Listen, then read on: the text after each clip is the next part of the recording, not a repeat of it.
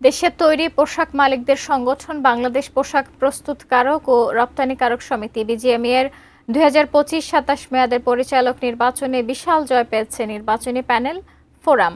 ৩৫টি পরিচালক পদের মধ্যে জয়ী ৩১ জনই ফোরামের প্রার্থী। অপনির্বাচনী জোট সম্মিলিত পরিষদ থেকে জিতেছেন মাত্র ৪ জন।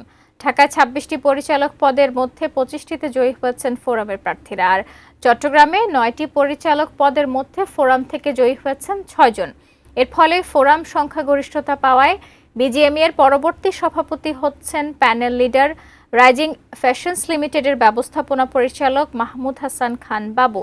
শনিবার রাজধানী ঢাকা ও চট্টগ্রামের রেডিসন ব্লু হোটেলে সংগঠনটির নির্বাচন অনুষ্ঠিত হয়। সকাল ৮টা থেকে শুরু হয়ে ভোট চলে বিকাল সোয়া ৫টা পর্যন্ত। পরে রাতে ফল ঘোষণা করা হয়।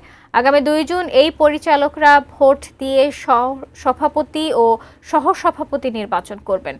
৩৫ পরিচালক পদে এবারের নির্বাচনে প্রার্থী ছিলেন ৭৬ জন। নির্বাচনে ১,৮৬৪ জন পোশাক মালিক তাদের ভোটাধিকার প্রয়োগ করেন। এবারের নির্বাচনে ফোরাম ও সম্মিলিত পরিষদ ৩৫টি পরিচালক পদের বিপরীতে প্রার্থী দেয়। বাকি ৬ জন ঐক্য পরিষদের ব্যানারে স্বতন্ত্রভাবে ভোট করেন। এবারের নির্বাচনে প্যানেল লিডার হিসেবে ফোরাম জোটের নেতৃত্ব দেন রাইজিং ফ্যাশনস লিমিটেডের ব্যবস্থাপনা পরিচালক মাহমুদ হাসান খান বাবু।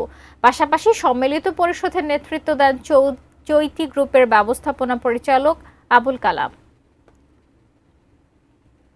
চ্যালেঞ্জ আসবে সেটা নিয়ে কাজ করব।